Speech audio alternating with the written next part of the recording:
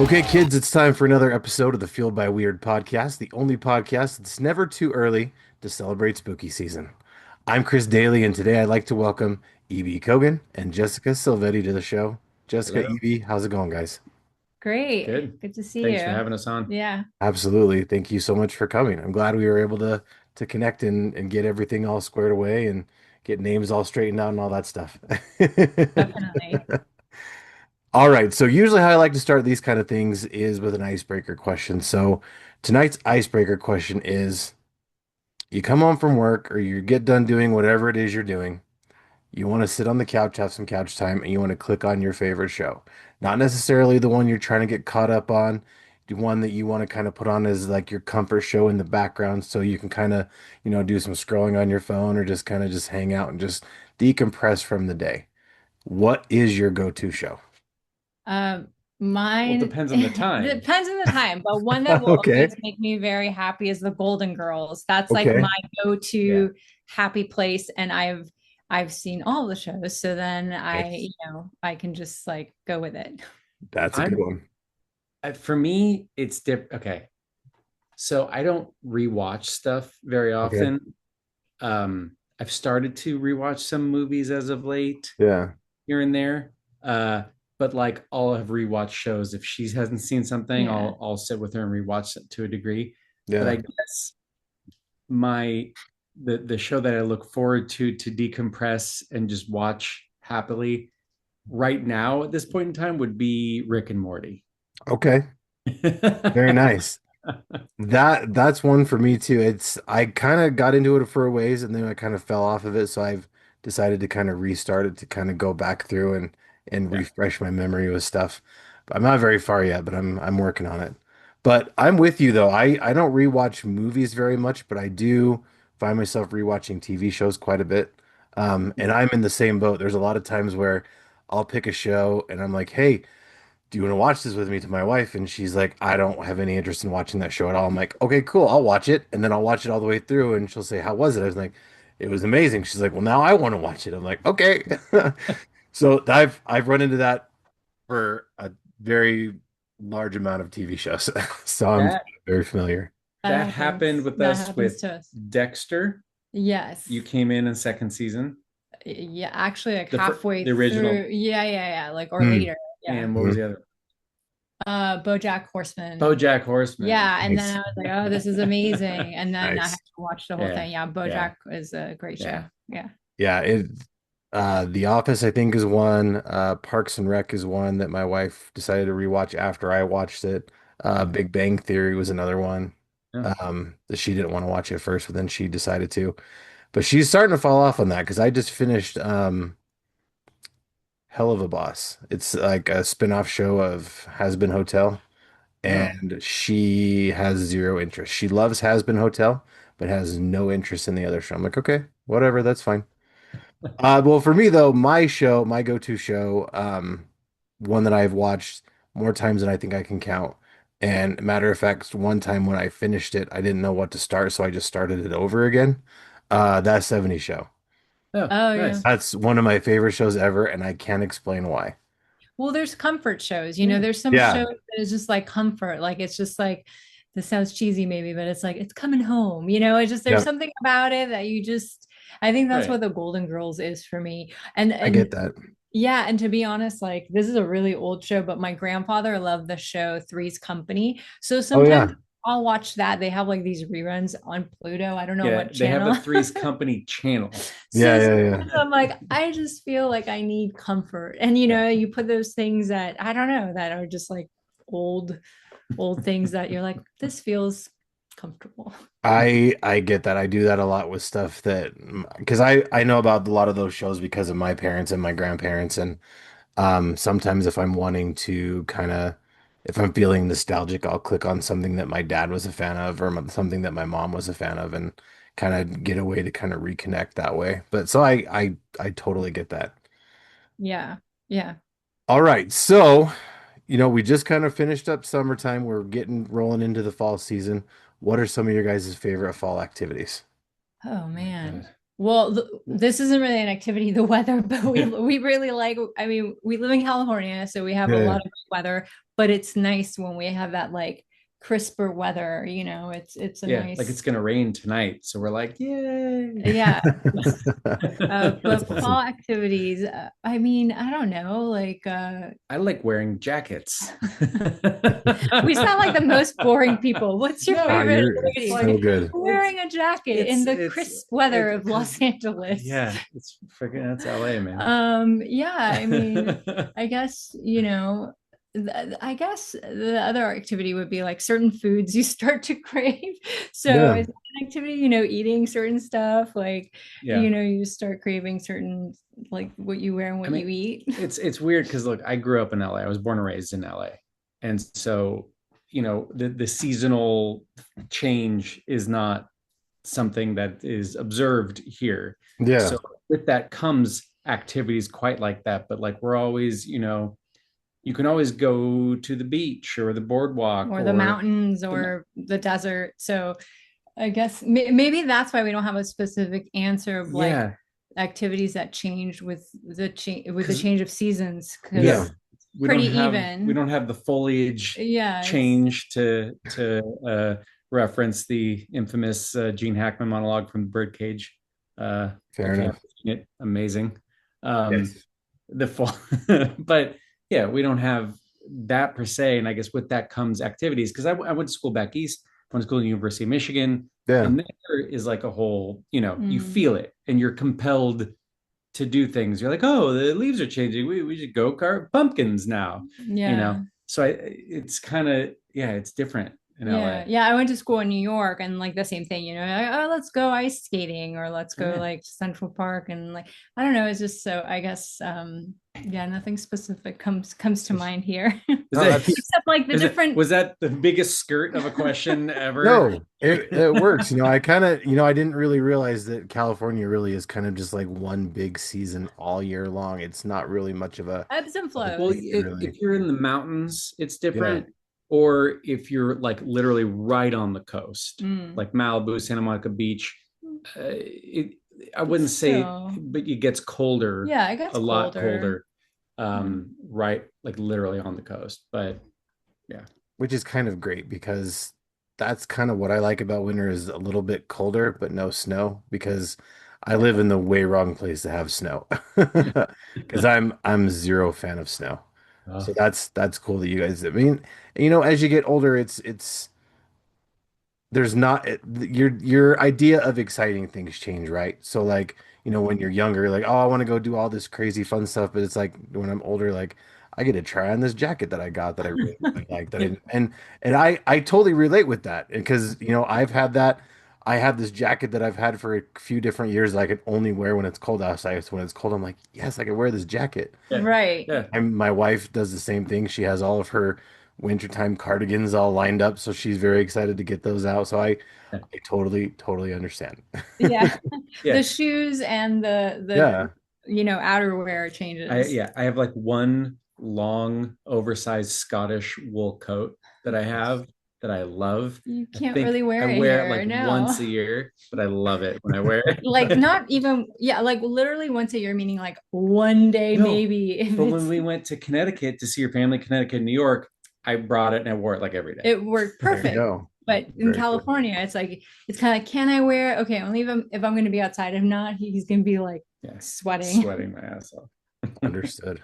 All right, guys. So from there, let's talk about, some of the things that, fuel your weird. So the idea of fuel by weird is, all your hobbies, your interests, your stuff like that come together to make up who you are as a person and essentially, fuel your weird. So when you guys are not busy with work, what are some of your guys' hobbies and interests that you like to do?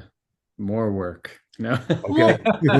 well, we love writing and we love creating. I mean, funny enough, like I know we have to talk about our own, but I kind of think I need to say one for you. Like What? he's very like you're very good like fixing things. So he'll go around the house and he starts like fixing everything or go outside and garden. Like so I would say like even if you don't think about it, that's probably something you do. He's very detail oriented. So he'll start, you have some free time, you'll start going and like fixing like the wood putty on the floors and fixing like just fixing Done that in a things. while, but He yes. likes fixing and you know, I would say that is, oh well, you have others What? too. No, like card collecting and things like that. But, Yeah, baseball but card collecting. since you were a kid, I don't mean to speak for you, but I was like, I feel like yours are very clear, you know.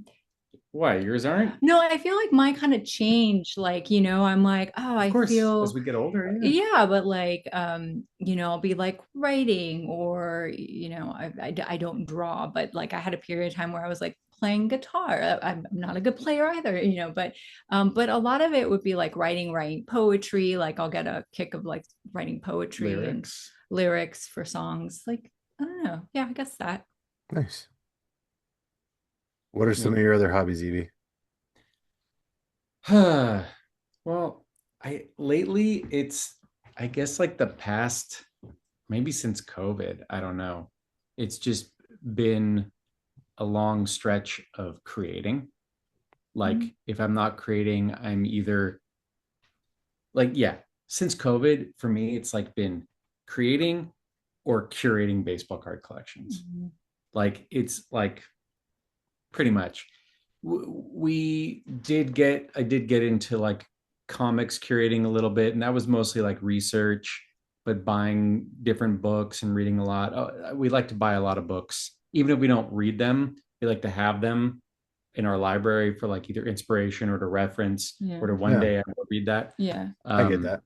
that that's also I guess kind of a hobby because I like to go to the bookstore a lot and just kind of browse and just see Yeah. because you get ideas.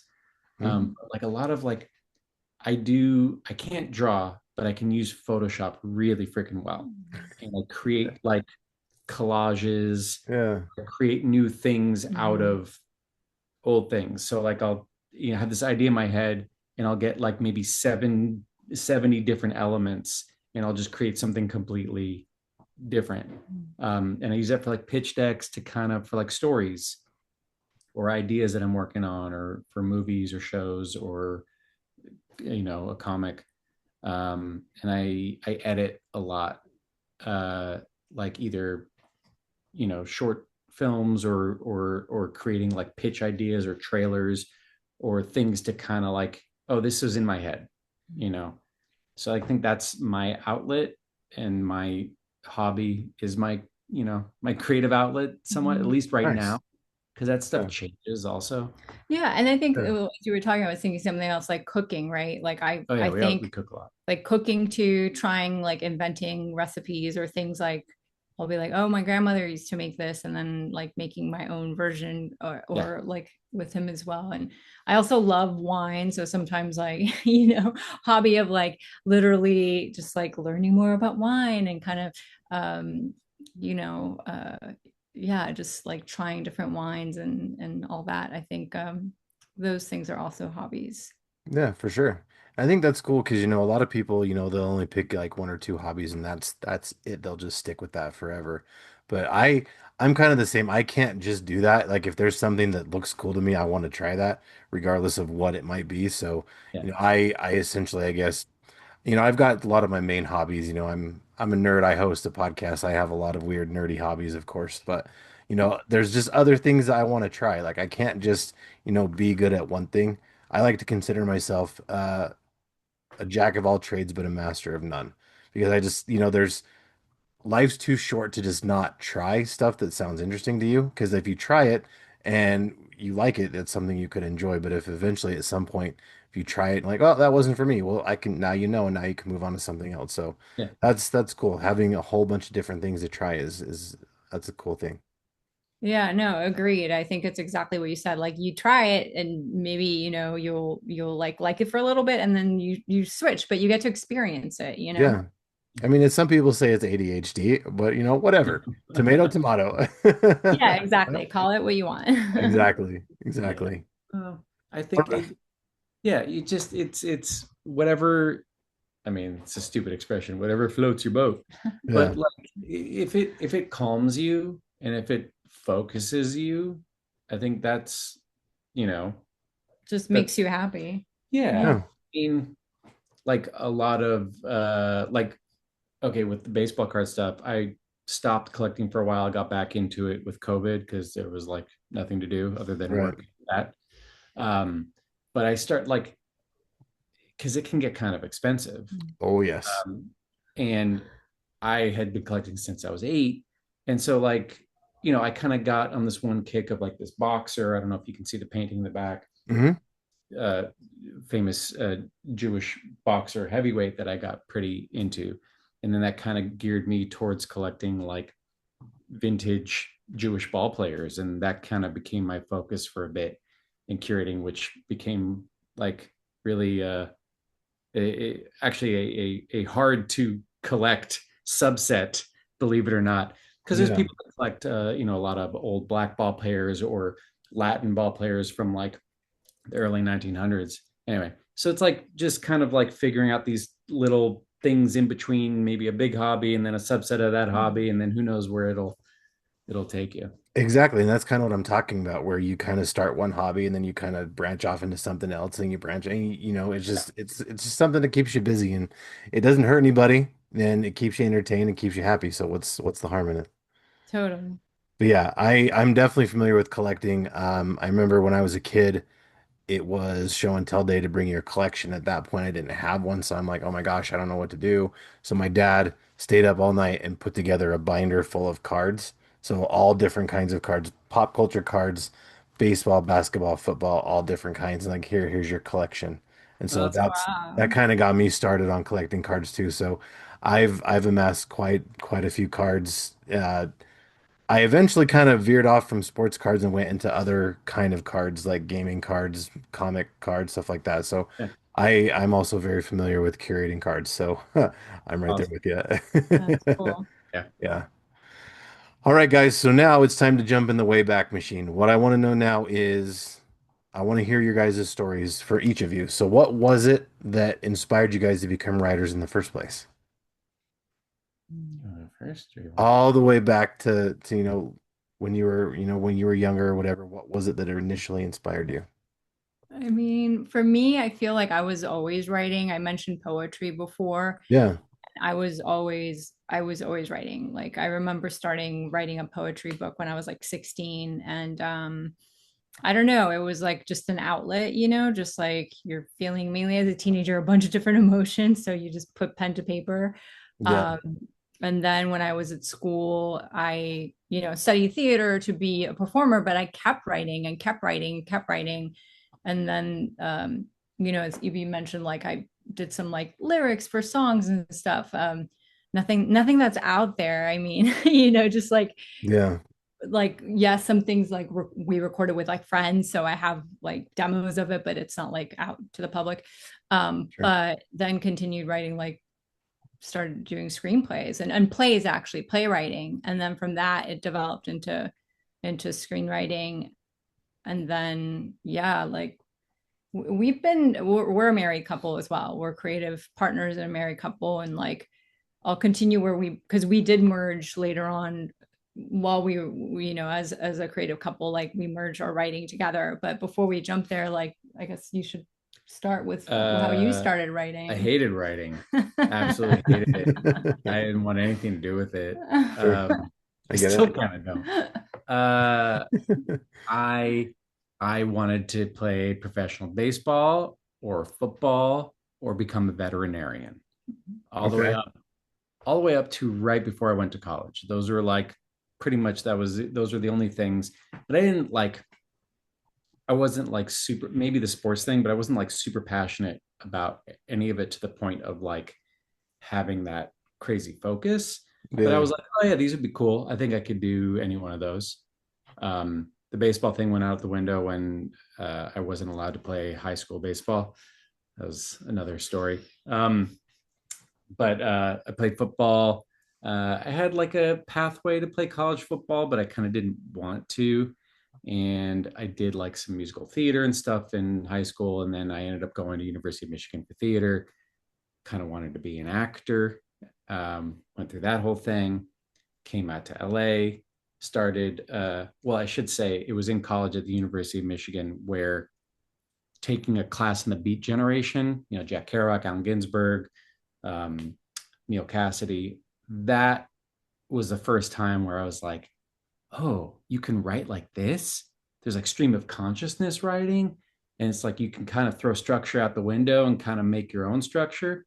That was like the first time where I was like, okay, maybe there's some, maybe I could do something with this.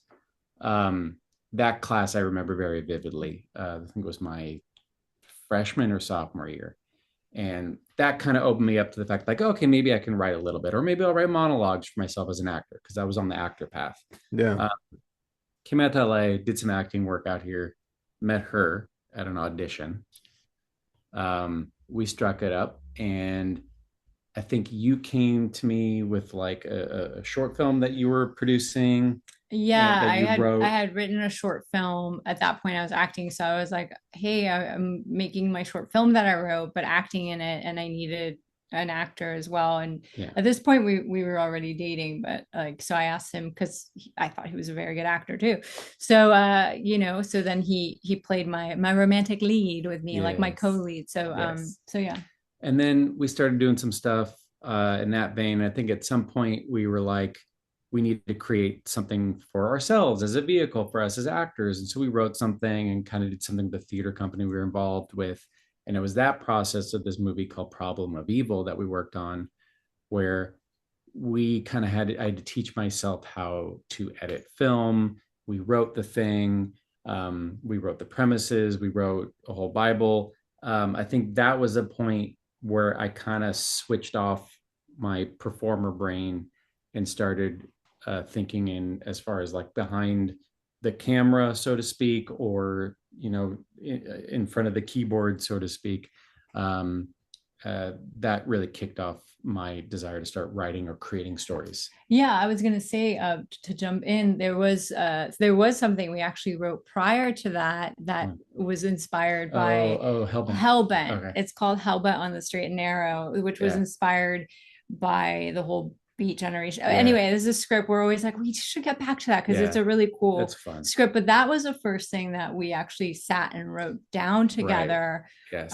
We went to Joshua Tree. Yeah, we went to a retreat, like our own retreat, and he Nice. had, yeah, he had a, because when I did the short, he mentioned he had a short. He was like, oh well, I write too. I don't know, and I have the Yeah. short, and he showed it to me, and I was like, this is good. This is really good. What are you talking about? Yeah. You write, the colors. Oh, colors. Oh, that was a play. Okay, so that he Yeah. like showed it to me because I had been writing for a while. I mean, I was still figuring it out, but like he was like very like Yeah. unsure about it, uncertain. But I Yeah. read it, I was like, no, dude, I'm like, you can write, like you're, you just need, like anything, you just need to do it. But Yeah. but then Yeah. then we continued on, and we've been collaborating for a long time. That's awesome. Now, you guys have been involved in a lot of movies, TV shows. How did you guys transition from, doing movies and TV shows? And not that you stopped doing it, but how did you decide to go from movies and TV shows to writing your own comic? Well, I think so. The initial idea uh, it came. Well, the comic part came. So we had a TV pilot for this idea for Shockheaded Peter written, which came from a theater play, which came from a children's book. And we had this reimagining, this whole fantastical, horrific reimagining. We wrote this as a pilot. It started to get some interest. We placed in some contests. We were going to get passed around to some like production companies and management companies. And then COVID hit. And then everything just kind of went poof. And like everyone forgot, everything that they were supposed to do. Yeah, like we never had any of those meetings. Everything basically all meetings, everything just froze. Disappeared. Yeah. And everyone Awful. and they just moved on. And so we had some connections to some people who had worked in indie comics, and they were like, oh, you ever thought about doing it as a comic? And we're like, no, we don't know anything about that. We wouldn't have no idea how to do it. And it just kind of like exhausted our brains to even think about it. Yeah. And then it kind of came up again and again. And then we were like, well, what if we looked into it and we'd own our IP and then we can like do the whole thing, and then but we'd have to do it right. We don't want to do just like a stupid adaptation of it. Yeah. No, we had a lot of respect for it. So we were like, if we're going to do it, we want to learn and like delve in and like do it right and do like, So it took us a while. It took us a while to get into it, and then we're like, okay, well, let's think about this, and then we started searching out comic scripts and like, is there a format? And everyone's like, no, there isn't a format, but you want to do these things. We're like, okay, and we just started like buying books and buying comics and just reading stuff. Yeah, and a lot of graphic novels too. Yeah, like we have a whole bookshelf in our living room that's just all comics and graphic novels. Nice. And, yeah, just a lot of study and research and looking at other things and talking to people who do it and have done it successfully, you know, going to our local cons. You know, we have LA Comic-Con, WonderCon in Anaheim, and then, you know, San Diego Comic-Con, which isn't too far away. Just meeting people and just kind of like chatting groups online and just trying to like, you know, be a part of the communities somewhat. And so it's just a long, slow process. And we eventually were directed towards like, well, if you want to find an artist, you can meet some people in our groups. And we did, and we started to get some quotes, and everybody was quoting us rates that were basically, oh, well, you know, if I were working for Marvel, I'd charge you this. And we're like, but we're not Marvel. We're like, we don't have that DC budget. Like, I mean, we respect it and appreciate it, but that's definitely not. I'm like, is there another rate? And it's like, you know. And I think someone recommended we found an artist through this Facebook group, you know, connecting comic writers and artists. Yeah. So that's where we started looking. And it was literally his first post to that group. And we saw it and we're like, oh yeah, cool. That could work. And his being our artist, Giuseppe Sabba Stefano. Yeah. Yeah. And we just emailed him, did a Zoom call, and we did some test pages, and it just, you know, we've been working him for 3 years now. Yeah. Very cool. Yeah. And speaking of your comic, I got the chance to read it last night. Thank you so much for giving me the opportunity. It's incredible. The art is amazing. The story's so good. It's so cool. It's very, very awesome. I will say that the first 60 pages are what we deem as part 1. Yeah. It's a lot of setup of the world and setup of everything. Yeah, all the characters, like introducing everyone. Yeah. And we fully intended it to be one full graphic novel. The 60-page part 1 was kind of like our test, like, here, let's see if this works. But part 2, which we're running the Kickstarter for now, I mean, it's 108 pages and it freaking flows, man. The mythology comes out, you know, morally gray shit starts coming in, you know, the cautionary tales, the punishment, like it just starts to fly. I mean, it was all set up in part 1. It was all laid out. Yeah. So it's not like we did a 180 and change. It was already planned. Like even when we did part 1, we always have known how the arc ends, what our character's journey is. But yeah, like part 1 was just very much that, like setting up this whole world, setting up everything. And we love, you know, what part 1 is, but we do feel that that we've all gotten better, and like in all so has part 2. And like even our artists, like there's something that complements very well as our characters, mainly our protagonist Ruby, is like kind of growing. And you know, the book does get a bit darker too, because it's a fantasy horror. Our artist has also been kind of molding it a little more, like skewing it a little bit darker too, so it's like maturing in that sense, which is a really cool thing. But it's still it still is the same art. You could still see it, but it's just like sense, you know. But thank you. Thank you. Yeah, absolutely. Now, you know, for those who haven't heard about Shockheaded Peter just yet, why don't we take a minute to talk a little bit about what it is? So our pitch to people is Shockheaded Peter is Labyrinth meets A Nightmare on Elm Street with Tim Burton vibes. Haunted horror with a hint of heart. It's basically the harbinger of punishment comes into the small town of Winding Springs, and a girl with a literal broken heart is troubled by her desire to join his disturbing crusade. That's our setup. And sometimes we call it like a fucked up fairy tale. Yes, it is. And we kind of talk about Peter being kind of a deranged fairy Fairy godmother. godmother, Right. if you want to put it in that way. Yeah, he's like Willy Wonka and Freddy Krueger mix. Like that's his yeah, jam. he's quite intriguing and yes. Right. And it's, it is, we wanted to pay homage to the original source material that this was inspired from.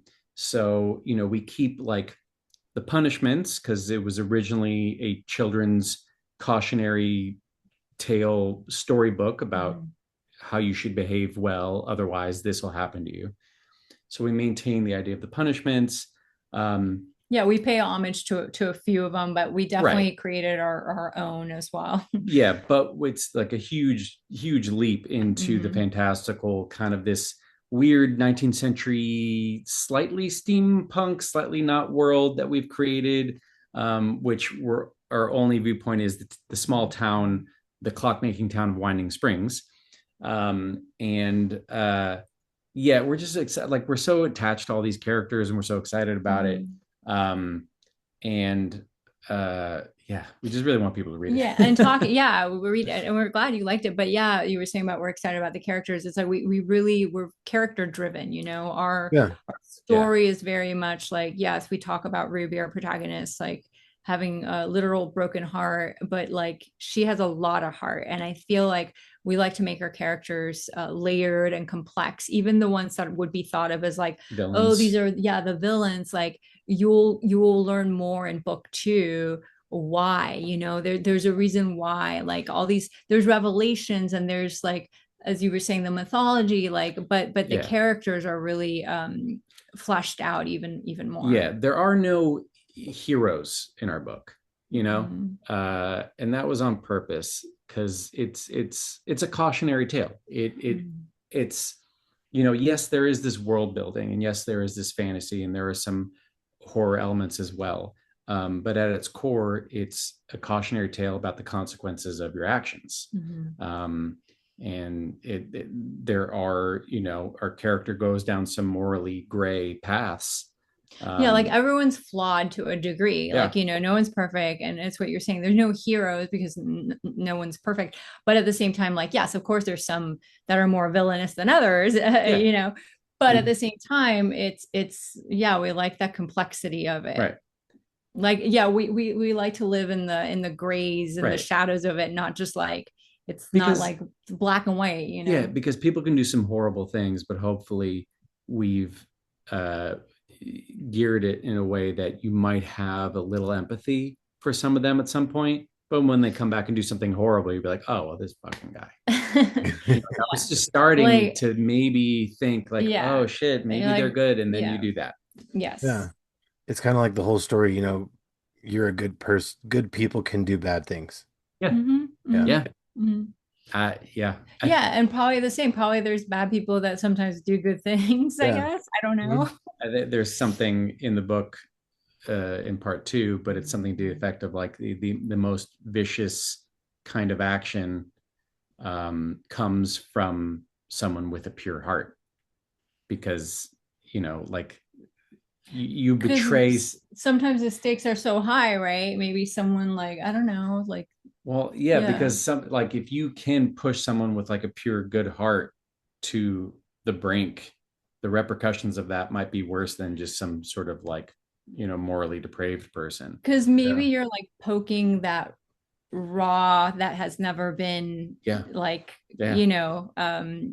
what's the word, like brought out, and then all of a sudden, whoa, like, so it's interesting. We like to keep it interesting. Yeah, and I think it's I kind of, we're so like, we know exactly where this is going, but I'm actually curious to see when people figure out where this is leading, what the reaction will be.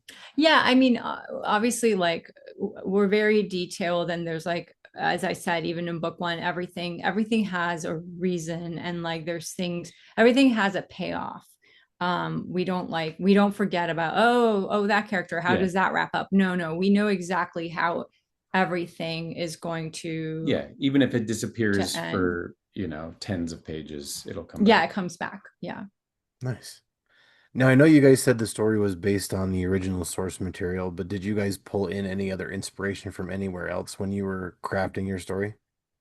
I'd say most of it when, when we say inspired by, it's really like the one character that we plucked, the title character, Shockheaded Peter. But even in the original source, I think that's just one little story. It's not One really two-page story. one 2-page story. It's not like that book is a narrative that follows. It's just like each one is a little tale. Right. So ours is a world that is all, we built the world. It's all one. I mean, yeah, it was a launching pad into the Mhm. caverns of our own and weird minds. Yeah, and like then we develop like, well, who is this Shockheaded Peter, and everything he does, and Okay. yeah.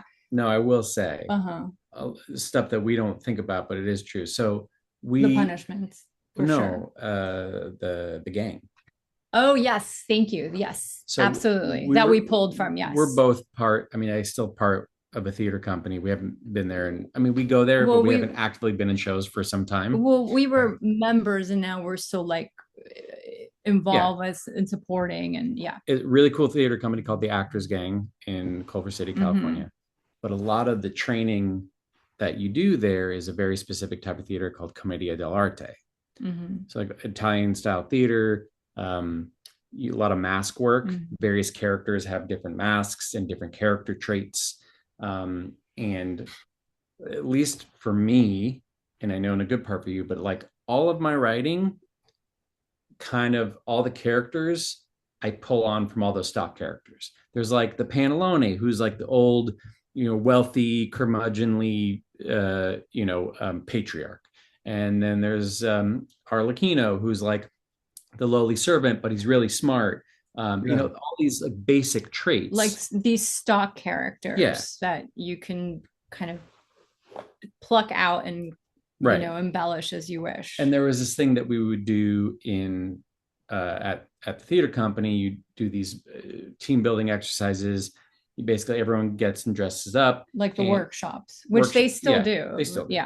And you would create a little village, everybody in the town, and you'd come on entrances and exits, only 2 or 3 people on stage at a time, and a director would be running it. And it's like the town, we're showing the audience like the town and the village, and this. But it's all improvised. Right. And relationships would build and grow, and it's just a good acting exercise. I would say that a good inspiration for this book was those workshops being that the village, all the characters from that village mixed in with the original Der Struwwelpeter source material kind of helped build this fantasy horror town and story. I think that's a good point, and we have talked about this before, but right now when you asked this, I think but that helped ground it, in that sense of like, okay, well, we have this character, the source material, but exactly that, how to build out, and that idea of like this village, because there's the stock emotions too, right? Happy, sad, angry, afraid. That's kind of what's instilled in you, and so you have to think of your base for each character. What makes them happy, what makes them sad, what makes them angry, afraid. And that helps build these characters in a very specific way, a very eccentric way. And I feel like that helped with the story we were trying to build. Yeah. Very cool. Okay, so you guys, you mentioned the Kickstarter is going on right now, and it is going through November 5th. So make sure you get out there, check this out. We'll make sure we spread the link all over the place so everyone knows about it, and we get the word out as much as we can. November 4th at right before midnight. Yes. Sorry, November 4th. I will make note of that. Thank you. Yeah. So why don't we talk a little bit about the Kickstarter, what you guys kind of have available, what do you have to offer, stuff like that. So, you have your basic, we have your digital versions. We have a digital deluxe version, which is kind of like a catch up. So if you hadn't read the first book, you can get that. We also have, so we're doing a bunch of signings in comic shops throughout the month of October in LA.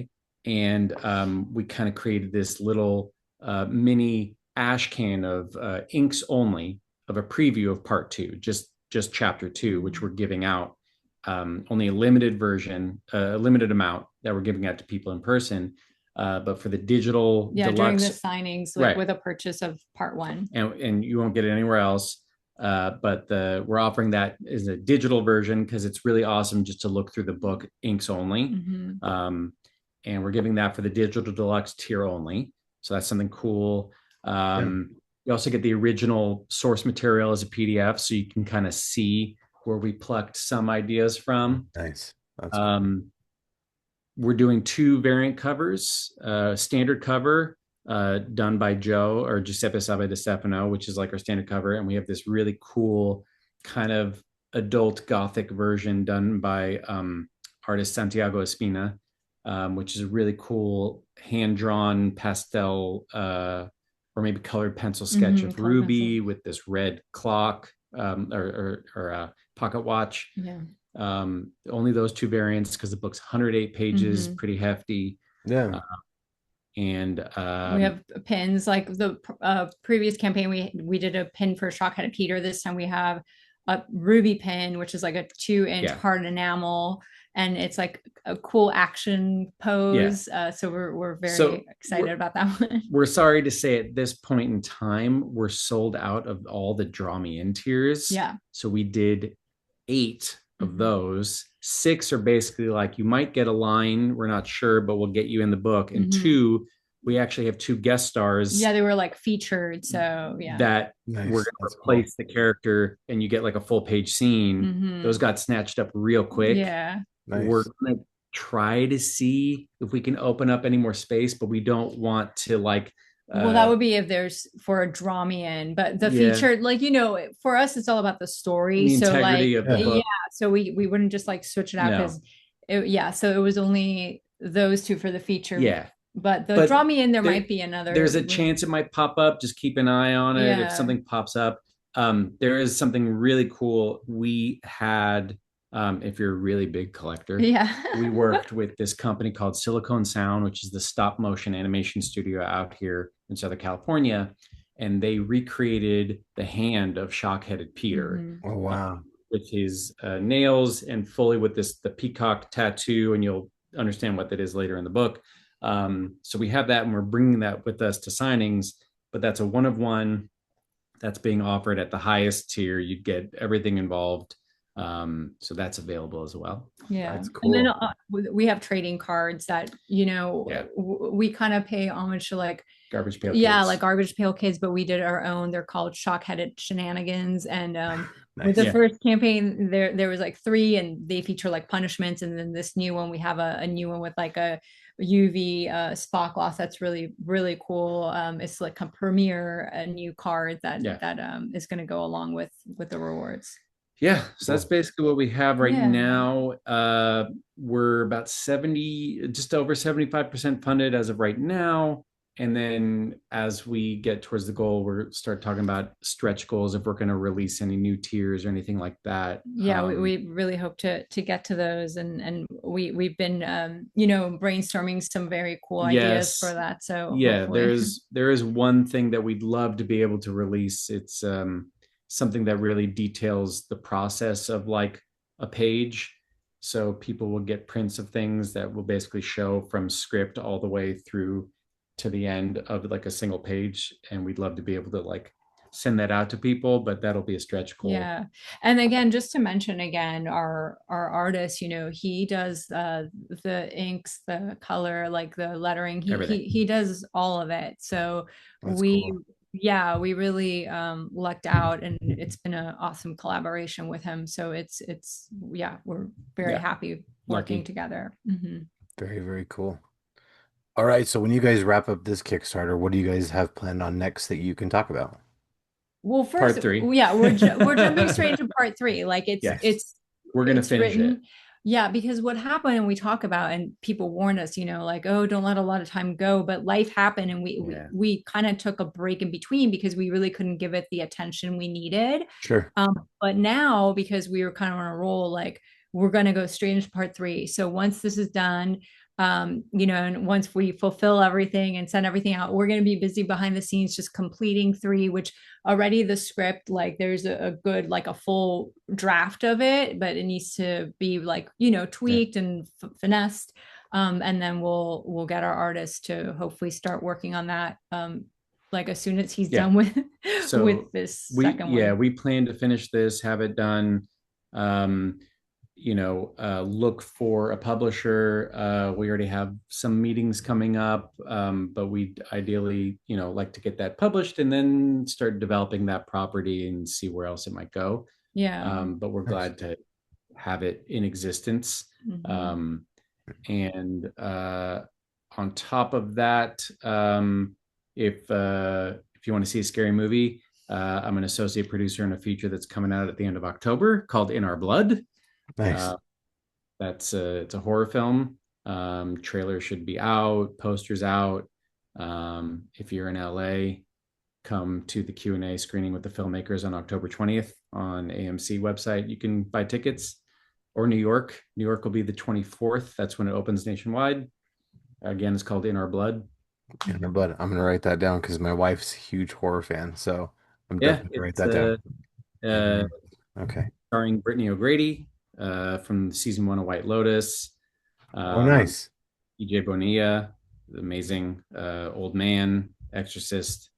Pedro Costas, director, Academy Award nominated documentary filmmaker. This is his first narrative, and it's done as a documentary. Nice. That's So, awesome. yeah, I think you'd enjoy it. Yeah. And Very cool. for me on my own, I'm working on developing basically a TV series. Like it's just a development. I'm writing something, and yeah, just been busy with that. A lot of writing and putting. We're trying to get things out there. So Very that's cool. keeping us busy at this time. Very cool. By the way, can I just say I admire your beard very much. Thank you. This isn't even all of it. This is the screen kind of cuts off part of it. I I had a very lengthy beard. I Yeah. recently shaved less than a year ago. Yeah, but that was like a on the fly decision he Yeah. took. He came out of the bathroom and I was like, what happened? I did. I had it was pretty big for a bit, Nice. for about 10 years. Yeah. Right And then on. I got a little crop, but anyway, I see beards and I'm like, yeah. That's awesome. Yeah, mine, if I stand up, it goes a little bit Oh, further down. Oh, now I disappeared. But Yeah, no, it's amazing. it's pretty long. Yeah, mine was not that long. Mine also got curly, but I kind of wish mine would grow out. I had a friend who he got jealous of mine because mine grew down, but I was like, I like yours because yours gets big and like bushy. I wish mine did that. Mine just kind of just goes straight down. So, it is what it is, I guess. Cool, guys. Well, before I let you go, I wanted to take a minute to have you guys share a bit of advice for other people out there who are listening who want to be creative. What's some creative advice you guys would share? uh just like you just got to bring it into existence. I've heard this. Make it into existence, make it good later. Like just get something going, because if you just start thinking about making it perfect, perfect is the enemy, by the way. Yeah. Um, and if you try to make it perfect and you just think about it all the time, and I'm guilty of this too, you never get anything on paper or never create anything. You got to start somewhere and step back and look at it. And then the more you do that, the better you're going to get at creating on the fly and fixing things and improvising, because improvisation is the key in anything that I think we've done. Being able to improvise in the moment, especially on a film set or in theater, is the key, because you're always going to have to. And you only do that with practice and just making it and then doing it again and doing it again. Yeah, because even when you prepare, like sometimes you have to improvise because things just like switch up. But yeah, I would agree. Like, I mean, the unexpected happens, so you have to like pivot. But I would agree, like definitely just getting started. Another thing I would add to that is don't be so precious where you don't share with people, right? Like you got to share it, That's because hard. of course That's a maybe good one. like, yeah, maybe you don't like want to share it with everyone yet, if you, but at least start sharing to get some like some opinions, some options. And then if you're just starting, like you will get better like by doing. So it's that I'd say definitely get started, Yeah. and put it out there and share, Well, and, yeah, and continue doing it, because it's okay sometimes to not get it right where you at the beginning, it's hard, and Yeah. if you see something sometimes as a failure, like keep going because you're only Yeah. going to get better. You're only going to learn from the things that don't work. You'll be like, okay, I did that. That wasn't great, but now I know, and now I can improve. So, Yeah, here's another thing. Nobody's going to discover you. I think you should get that out of your mind. No, and especially nobody's going to discover you if you don't, like you said, share your stuff, put your stuff out there within reason, right? right. You need to create stuff, you need to make your own stuff, you need to show people what you're capable of, and then that'll attract other creatives and other people. Be like, oh, this is something, there's something cool here. And then then it's up to you to know what your worth is and what your leverage is when getting into a situation, business wise or what have you. And one other thing that comes to mind, I'd say community building. You want to build that community because whatever you choose, an artist's life is has a lot of every life does, but artists especially, it's a lot of ebbs and flows. It's a lot of ups and downs. Community is really important. Those people that will be there, to celebrate with you, and those people that will be there when it's kind of tough and you need, people to just people to be weird with. Yeah, exactly. Exactly. Definitely. Yeah. Definitely. Well, very cool. Thank you so much for that advice, guys. And before I let you go, I want to give you each a chance to kind of plug yourselves again. Where can people keep up with you on the internet? Where can people, find, when you guys have stuff coming out? You can find me on any of the social medias at EBK from LA. That's my handle on pretty much everything. Nice. Yeah, I mostly these days use Instagram, so you could find me at Jess_Silvetti on Instagram. I also have the same handle on X, although I'm not on there as much. I have been recently, because our campaign and all, but that's pretty much where I can be found. My goal in life is to delete all but one of social media profiles. I just have yet to find out which one that is. People need to engage with me more on one than the other. Right now, it's kind of like even across the board. But as soon as one starts moving ahead, I got that delete finger ready. I'm right there with you, man. I've slowly started to kind of pick things off. Like I got rid of Twitter. I don't want to call it X. I'm just I calling know it it's Twitter. taken It's the weird. longest time. I know I Dumb. just started an account on Blue Sky, but I think because I don't engage as much on social media, mostly Instagram, I think my handle on that is at Jess-Silvetti because I couldn't find the underscore. So I couldn't make it like consistent as you, but I guess think you're it's the close only enough. Jessica Silvetti. Yeah, Yeah, so. mine's very specific, and I got on that early. I was like, "Oh, Nice. But Yeah. you were saying, yeah, that Yeah, just social media is the pits sometimes, and it's hard to keep up with all of them. So I'm kind of in the same boat. I'm looking to see, which one gets the best engagement. Blue Sky was kind of good for a little bit, but then I think everybody forgot about it, and just like all the other brand new ones, they always forget about them, so they just kind of migrate back to, what's comfortable, the Instagrams, the Twitter, the Facebook, and stuff like that. But I think Blue Sky has potential, but just people just need to not be afraid of it, which I think it's hard. But I mean, people like to do what's comfortable. So, yes, that's another podcast Yeah. conversation." Yes. All right. Well, thanks to you guys for being here today. Make sure you guys check out their Kickstarter. We'll share it. Like I said, we'll share it in the notes. We'll share it on social media. It ends November 4th, right before November 5th at midnight. So make sure you get on it when you can. And I want to thank Polygon Horizon. Their song Pizza Force is the song we use for the show. Check them out on Bandcamp and SoundCloud. They're a great band. Go show them some love. You can find Fueled by Weird on Instagram, Facebook, TikTok, and shoot me an email at fueledbyweird@gmail.com. You can find the show on YouTube, Spotify, and anywhere podcasts are sold. You can also find us on Linktree, or us, it's just me. You can find me on Linktree at Fueled by Weird. You can find all the links to all my stuff there.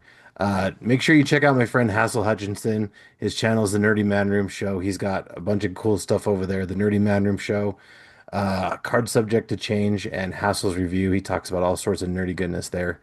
And the two of us, come together to make the Stay Weird Network. It's a brand new podcast network dedicated to bringing some awesome back to the internet because the internet kind of sucks sometimes, and there's a lot of really crappy stuff happening in the world. And we're trying our best to bring some positive back to the net. So you can check us out at Stay Weird Network on YouTube and Instagram. You can hit us up at stayweirdnetwork@gmail.com. And we also have a Facebook page that you can join. You can help share out your stuff wherever you want there. It's a place for creators to come and talk about creative stuff. So come check us out there if you're on Facebook. If you like the show, please leave a review and tell your friends because word of mouth is my friend. And remember, kids, life's too short to be normal, so stay weird. Jessica, EB, thanks so much for joining me tonight, you guys. Thank you so Thank much. you. Absolutely.